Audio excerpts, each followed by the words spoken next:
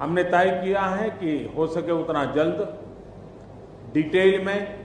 सर्वे हो, कृषि का हो, पावर सेक्टर का हो, टेलीकम्युनिकेशन का हो,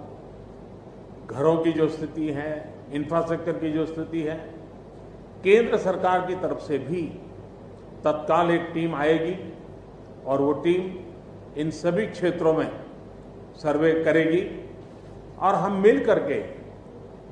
रिहेबिलिटेशन हो, रिस्टोरेशन हो, रिकंस्ट्रक्शन हो, उसकी व्यापक योजना बना करके बंगाल की इस दुख की घड़ी में हम पूरा साथ देंगे, सहयोग देंगे और बंगाल जल्द से जल्द खड़ा हो जाए, बंगाल जल्द से जल्द तेज गति से आगे बढ़े, इसके लिए भारत सरकार कंधे से कंधा मिला करके काम करेगी और जो भी आवश्यकताएं होगी उन आवश्यकताओं को पूर्ण करने के लिए भारत सरकार के जो भी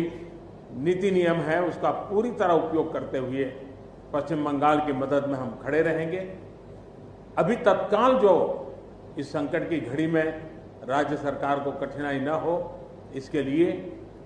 एक एडवांस असिस्टेंस के रूप में 1000 करोड़ रुपया भारत सरकार की तरफ से व्यवस्था की जाएगी।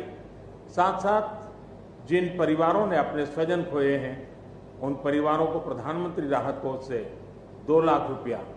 और जिन लोगों को इंजरी हुई है उनको 50,000 रुपये तक की सहायता देने का भी हम प्रधानमंत्री राहत कोष से करेंगे। पूरी दुनिया एक तरफ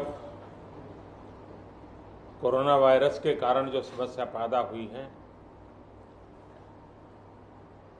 जिंदगियां बचाने के लिए दुनिया जंग लड़ रही है, ऐसी संकट की घड़ी में हिंदुस्तान की भी केंद्र सरकार हो या राज्य सरकारें हो, सभी डिपार्टमेंट और एक प्रकार से सभी नागरिक ये कोरोना वायरस की लड़ाई में पिछले 2-2.5 महीने से लगे हुए हैं। ऐसे समय साइक्लोन का इतना बड़ा संकट और वो भी सुपर साइक्लोन बहुत ही चिंता का विषय था। बंगाल जाते जाते वो उड़ीसा को भी कितना नुकसान कर पाएगा, ये हमेशा चिंता का विषय बना रहा।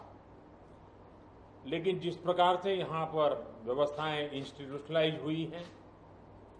गांव तक नागरिकों को क्या करना है ऐसे संकट के समय,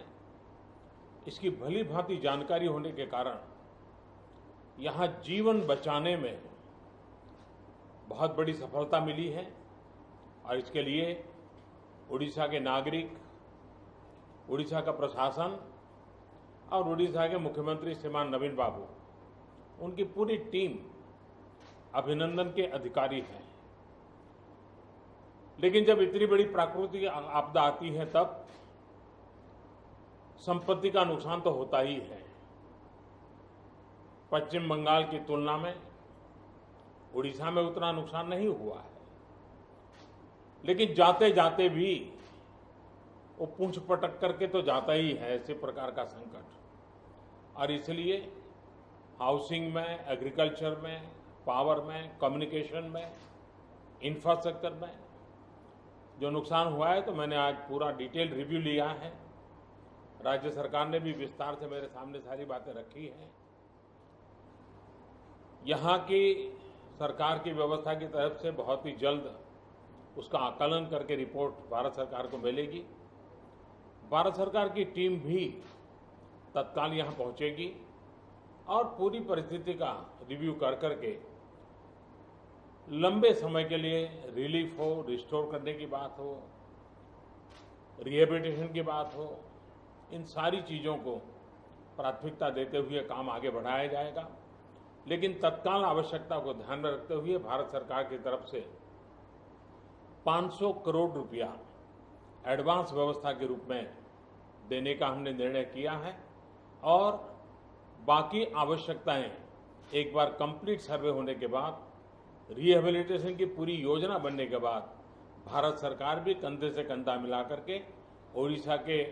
विकास की यात्रा में और इस संकट की घड़ी से बाहर निकलने के काम में पूरी तरह मदद करेगा।